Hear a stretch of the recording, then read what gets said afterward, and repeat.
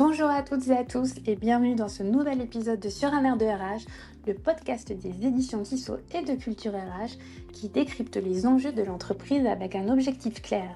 Vous donner des clés concrètes et immédiatement activables pour vous aider à piloter vos organisations. Entre intelligence artificielle, automatisation et outils digitaux, les innovations technologiques se succèdent à un rythme assez inédit. Les entreprises investissent, testent, déploient de nouvelles solutions pour gagner en performance et rester compétitives. Mais derrière cette accélération technologique continue, les collaborateurs sont-ils prêts à suivre ? Car la réussite d'une transformation ne dépend pas uniquement de la qualité des outils mis en place, elle dépend aussi et surtout de la capacité des femmes et des hommes de l'entreprise à les comprendre, à les adopter et à les utiliser pleinement. Alors dans un monde où les compétences deviennent presque aussi vite obsolètes que les technologies évoluent, une question se pose, la formation et la gestion des compétences sont-elles les véritables moteurs de la transformation des organisations ?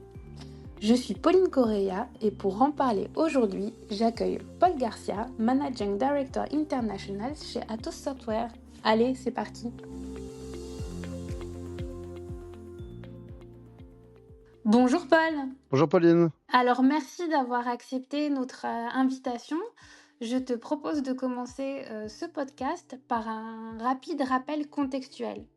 Chez Atos, vous avez récemment réalisé une étude intitulée Resilience by Design qui fait le point sur la situation actuelle des entreprises dans cette ère de multi-transformation.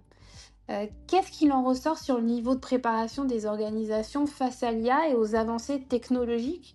Et est-ce qu'il existe aujourd'hui un décalage entre vitesse technologique et capacité d'adaptation des équipes ?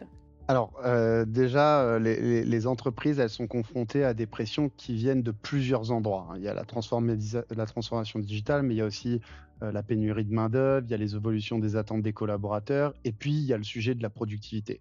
Donc nous, dans l'étude qu'on a faite, on l'a fait en Europe avec un focus sur la France, on se rend compte que oui, comme tu le dis, il y a un écart entre la prise de conscience de ces pressions et le niveau de préparation. Donc ce qu'on a observé, c'est qu'en moyenne, en France, les entreprises, elles font face à 7 grands défis et que sur ces défis majeurs, elles se sentent préparées uniquement à 25. Donc on remarque aussi qu'on a 66 des entreprises qui sont dans un mode réactif lorsque les disruptions surviennent. Donc en fait, c'est assez bluffant de se dire que seulement 35 des entreprises aujourd'hui en France sont proactives sur les défis qu'elles observent. Et généralement, c'est ces entreprises proactives qui réussissent leur transformation. En effet, ça fait qu'un tiers des entreprises finalement. Or, tu évoques 7 défis majeurs auxquels doivent faire face les entreprises. Tu nous mets un peu l'eau à la bouche là. Est-ce que tu peux nous partager au moins l'un de ces principaux défis que vous avez recensés ? Oui, alors, on va évidemment, prendre le défi, digital parce que c'est celui qui, nous intéresse le plus. Donc le défi digital, c'est l'introduction des nouvelles technologies. Et donc ce qu'on voit, c'est que dans l'étude, on a 61 des entreprises qui l'identifient comme un enjeu clé et encore une fois, on observe que seulement 24 des entreprises s'y sentent préparées. Donc encore une fois, on voit la différence entre la prise de conscience, il y en a 61 qui prennent conscience que c'est un défi majeur, la transformation digitale, et pour autant, il n'y en a que 24 qui s'y sentent préparés. Et alors maintenant, si on fait un focus dans le domaine RH, parce que c'est quand même ce qui nous intéresse aujourd'hui, on sait qu'il y a beaucoup d'évolutions technologiques parce qu'on a des nouvelles générations qui arrivent sur le marché du travail et ces nouvelles générations, elles s'attendent à avoir des technologies qui soient innovantes, simples, user-friendly, etc., etc. Et donc, en fait, on se rend compte que les entreprises qui accueillent ces nouvelles générations d'employés, elles ne sont pas forcément prêtes avec les technologies qu'elles ont dans leurs entreprises. Alors Paul, tu nous as expliqué que les entreprises étaient bien conscientes de ces évolutions, mais aussi que beaucoup ne s'y sentent pas préparés. La formation a été vue pendant longtemps comme un sujet uniquement RH. Est-ce qu'elle ne serait pas aujourd'hui devenue un enjeu stratégique beaucoup plus fort qu'avant pour la compétitivité, voire pour la survie de l'entreprise ? Alors oui, je suis d'accord, avec ça. Je pense que la formation, c'était auparavant principalement considéré comme un sujet RH, ou au mieux une activité d'onboarding. Aujourd'hui, je pense qu'en France, c'est vraiment devenu un enjeu stratégique. Comme la technologie évolue de façon assez rapide, eh ben, il faut aussi que la formation, elle suive. C'est un peu comme le système éducatif français. En ce moment, il faudrait peut-être le renouveler, mais on voit qu'il faut actualiser les choses. Et d'ailleurs, quand on regarde la définition de formation, c'est développer ou actualiser des connaissances. Donc actualiser. Donc ça montre bien que la formation, c'est quelque chose qui est continu. Et d'ailleurs, je pense qu'on est dans un monde qui évolue très vite et que les entreprises qui ne forment pas et qui ne continuent pas d'actualiser les connaissances, ils vont avoir une perte de productivité. Et je pense aussi que les collaborateurs qui se forment pas eux-mêmes, ils vont avoir une perte de ce qu'on appelle leur valeur marchande. C'est-à-dire que si on prend un exemple concret, aujourd'hui, une entreprise ou un collaborateur qui se forme pas sur l'intelligence artificielle ou alors qui ne sait pas utiliser, on va dire, ChatGPT ou Gemini ou n'importe quel LLM, c'est une perte de productivité et une perte de valeur marchande aujourd'hui. Donc c'est vraiment important d'actualiser ses connaissances et de continuer de faire une formation continue, là où auparavant, c'était vraiment juste un sujet RH et onboarding. Maintenant, c'est vraiment un enjeu stratégique. Alors, dans certains métiers, ce côté de se former à l'IA paraît assez logique, mais pas forcément pour tous. Est-ce que tu aurais un exemple qui montre pourquoi se former à l'IA ou aux outils digitaux devient essentiel, même dans des métiers pas forcément techniques? Oui, alors je pense que ça devient de plus en plus universel. C'est-à-dire que quel que soit le métier, quelle que soit l'industrie, tout le monde va, être touché de près ou de loin par l'intelligence artificielle et donc il faut un peu s'adapter. Quand on regarde un métier, non technique, on va prendre le sujet de la gestion des effectifs, hein, du workforce management parce que c'est ce qu'on fait chez Atos. Quand on regarde par exemple, un cas très concret, un responsable de magasin. Un responsable de magasin, il y a 10 ans, pour planifier les équipes qu'il avait besoin d'avoir, en magasin, il regardait le chiffre d'affaires qui avait été fait l'année d'avant et basé sur ce chiffre d'affaires, il disait: «Il me faut, 10 personnes». Aujourd'hui, grâce à l'IA, ce même responsable de magasin, il va être capable de regarder quel est l'impact de la météo sur mon nombre de personnes dont j'ai besoin en magasin, quel est l'impact du trafic en magasin que j'ai eu la semaine avant, par exemple. Que l'intelligence artificielle va pouvoir l'aider sur les historiques, les données historiques des 4, 5, 6, 10 dernières années. Et donc, en fait, on voit même qu'un responsable de magasin dans l'industrie du retail, il est obligé de comprendre à minima les nouvelles technologies pour être plus performant sur son business. Parce qu'au final, s'il planifie pas assez de personnes ou trop de personnes, ça a un impact sur le chiffre d'affaires de l'entreprise, sur la productivité, sur la satisfaction des employés. Donc, ça a des impacts majeurs dans l'entreprise. Tout à fait. Alors, former pour développer des compétences et rester compétitif, c'est une chose, mais que la formation porte réellement ses fruits, c'en est finalement une autre. Aujourd'hui, il faut aussi savoir embarquer ses équipes vers ces nouvelles méthodes et ces nouveaux outils. Mais il y a des transformations qui peuvent être subies par les collaborateurs et d'ailleurs, beaucoup voient encore l'IA comme une menace. Alors, comment dépasser cette peur? Parce que le principal enjeu, bon, se veut principalement technologique, mais ce qui serait pas aussi fortement culturel et humain? Si, si, si, ouais, alors évidemment, je pense qu'il est culturel et humain.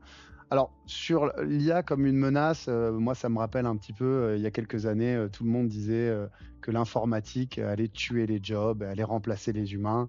Bon, j'ai pas l'impression que depuis 20 ans, ça se soit passé. Je pense que c'est un petit peu pareil avec l'IA. Je pense que ça va pas nous remplacer les humains. Par contre, il va falloir apprendre à vivre avec. Ça transforme les façons de faire. Et donc, de manière générale, tout le monde va devenir plus productif. Mais c'est pas, je pense, une menace pour les humains, c'est plutôt quelque chose qui va nous aider. Et d'ailleurs, je pense que le sujet de la productivité, c'est vraiment le grand sujet en France et même en Europe, parce qu'en fait, quand on regarde certains chiffres qui font parfois un petit peu peur, on se rend compte qu'en Chine, on travaille en moyenne 2100 heures par an. Aux États-Unis, on travaille en moyenne 1800 heures par an. Et en France, En France, beaucoup moins.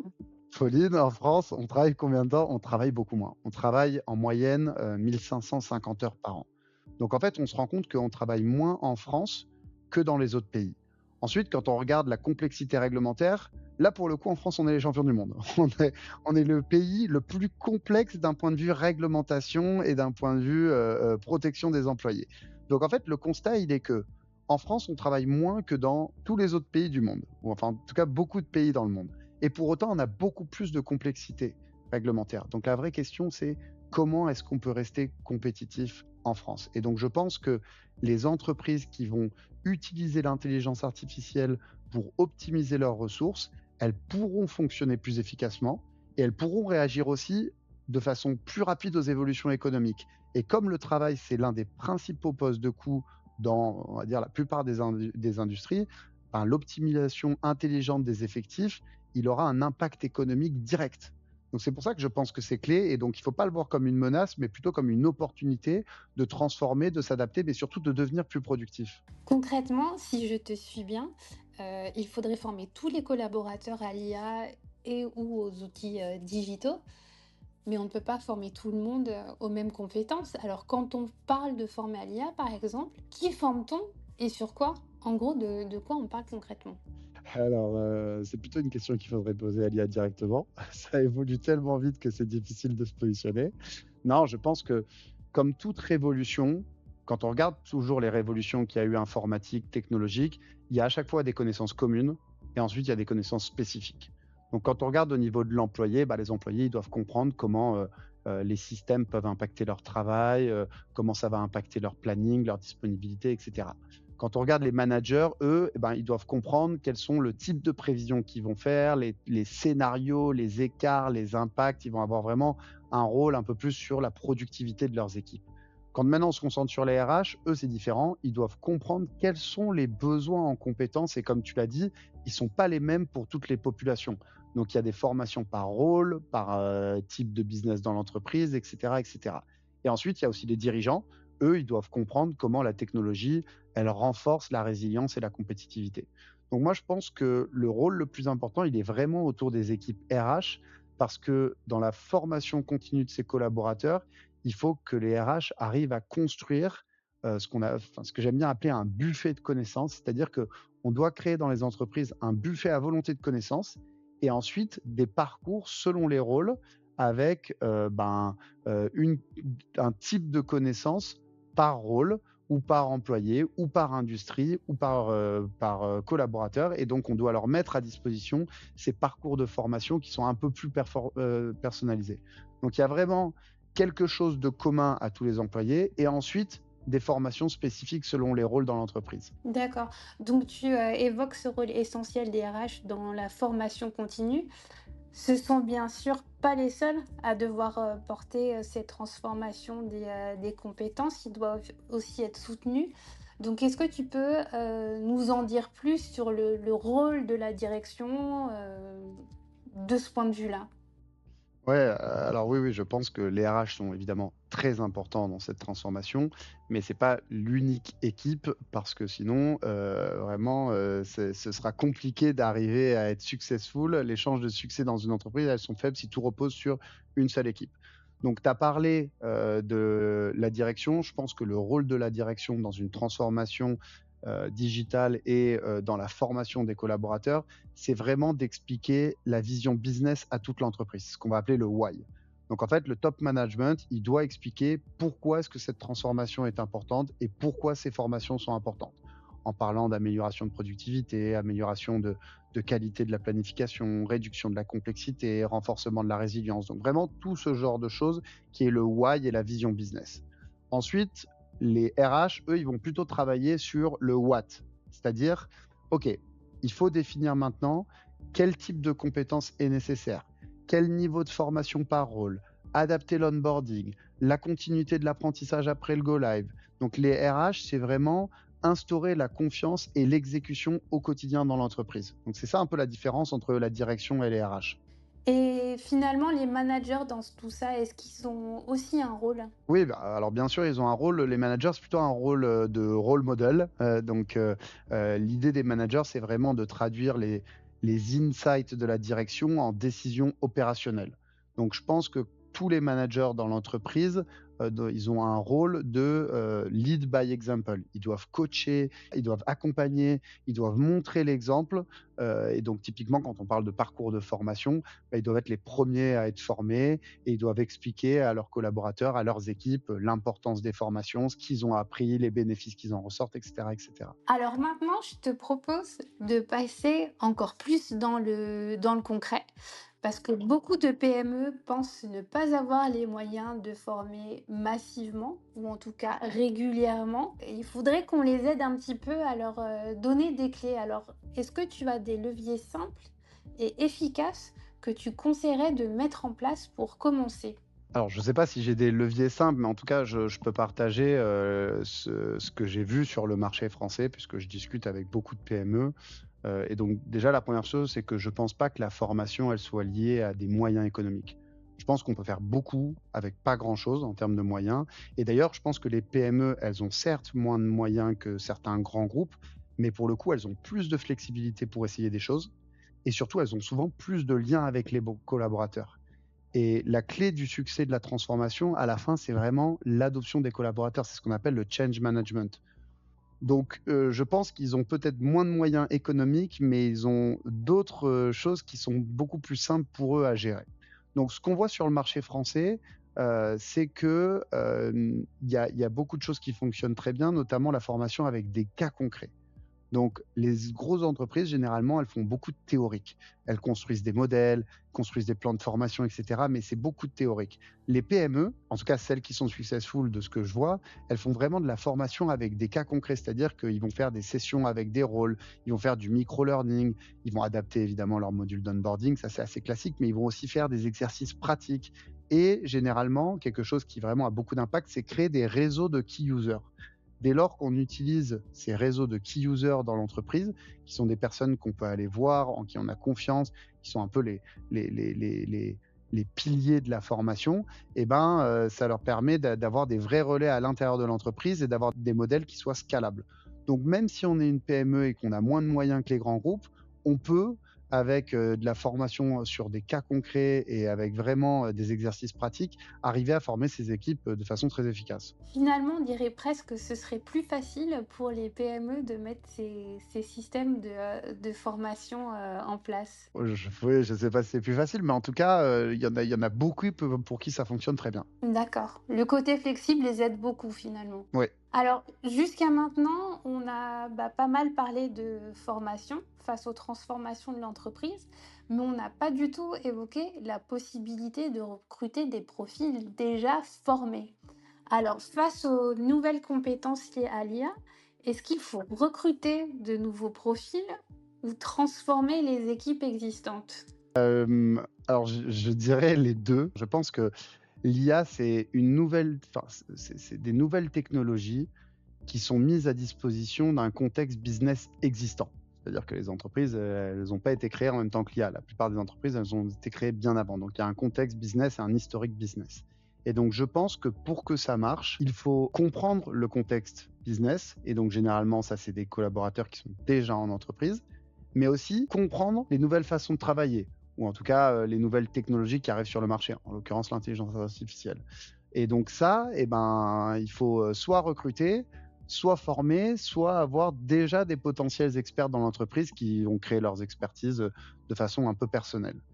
Donc il y a un peu de tout, pour des raisons souvent, budgétaires. La plupart des entreprises, elles regardent d'abord ce qu'elles ont au sein de leur entreprise. Elles regardent si elles ont des collaborateurs qui ont déjà développé une appétence sur l'IA, et ce qui pourrait leur permettre de ne pas recruter et donc ils se basent un petit peu sur ça pour, développer les compétences des autres collaborateurs, et créer ces réseaux de key users dont on a parlé avant.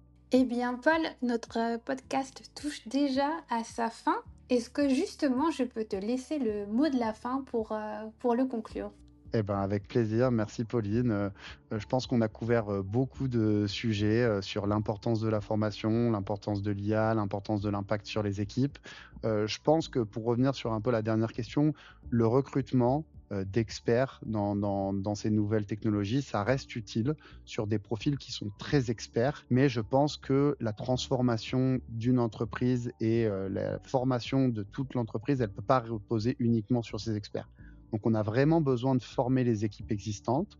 Il ne s'agit pas de remplacer les personnes, il s'agit plutôt de renforcer les compétences déjà existantes et créer des nouvelles connaissances, des nouvelles compétences et des réseaux de key users pour permettre de facilement transformer toute l'entreprise et les former sur les nouvelles technologies qui arrivent sur le marché. Merci beaucoup, Paul, pour ces bons conseils Avec plaisir. et tes retours d'expérience. À très bientôt. Merci Pauline, bonne journée, au revoir.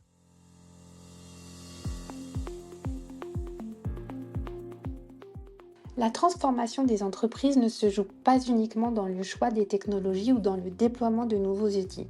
La véritable différence se fait dans la capacité des organisations à embarquer leurs collaborateurs et à développer leurs compétences de manière continue.